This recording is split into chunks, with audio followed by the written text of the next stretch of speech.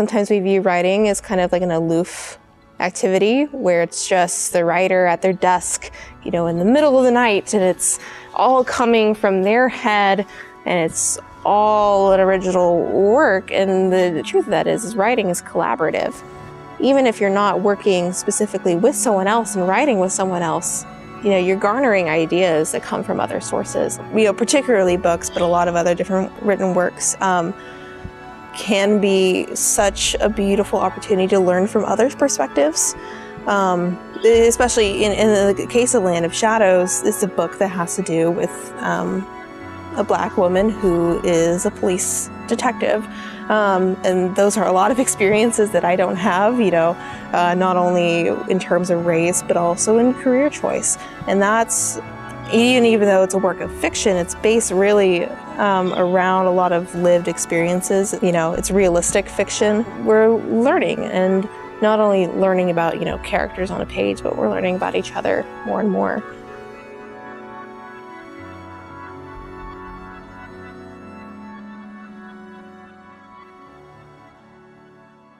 The idea of post-race in literature is working toward essentially creating literature and creating media, about people of color in a world that is not so intimately focused on race, because that's a really big topic in a lot of literature surrounding people of color, is the effects of racism and discrimination.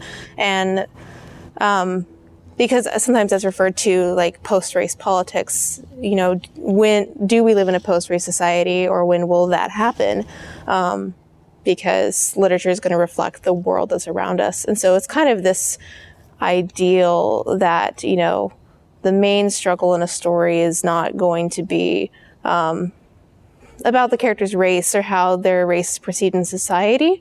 And that only kind of comes as we combat racism and, work towards a more just society.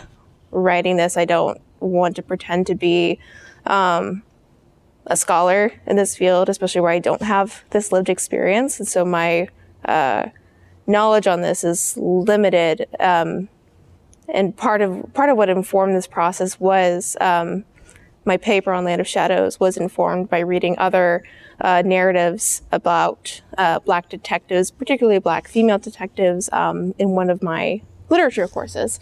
And so getting immersed with other literature to compare it to, I found Land of Shadows it broke the mold in what had been established as like a Black female detective or private investigator through a lot of other literature.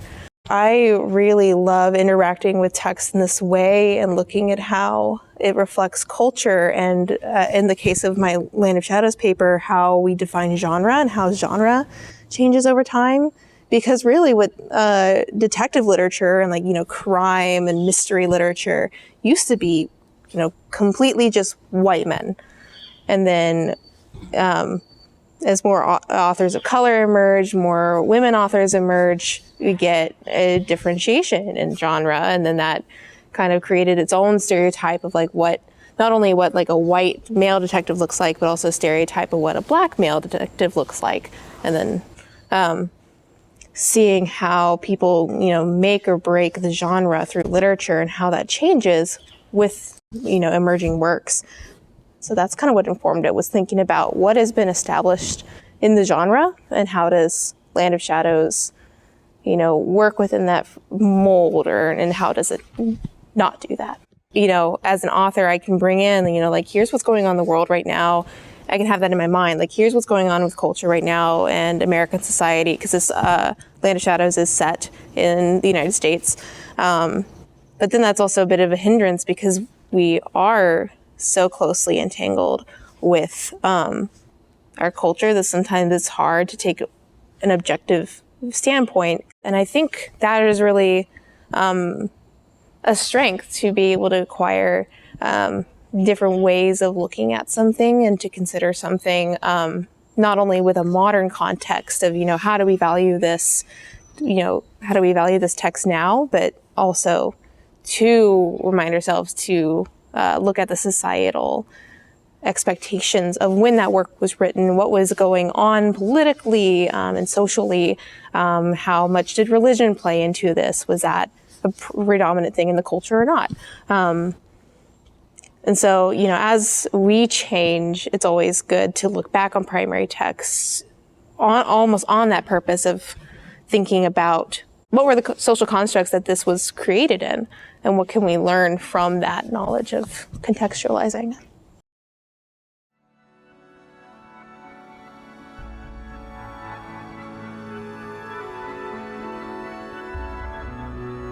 Both my article on Land of Shadows and talking about genre, and the piece that was previously published in Live Ideas, it was called How to Work from Home. Both pieces were products of two different classes. I wanted to do something more with them. I went through the revision process with both of them with insight from my classmates and my professors. And so I really wanted to kind of gauge, how well those would do in a published setting, and getting further feedback from other people, since there is that revision process with Live Ideas as well. Really, motivation was just to kind of get them out there and see how other people felt outside of a classroom setting.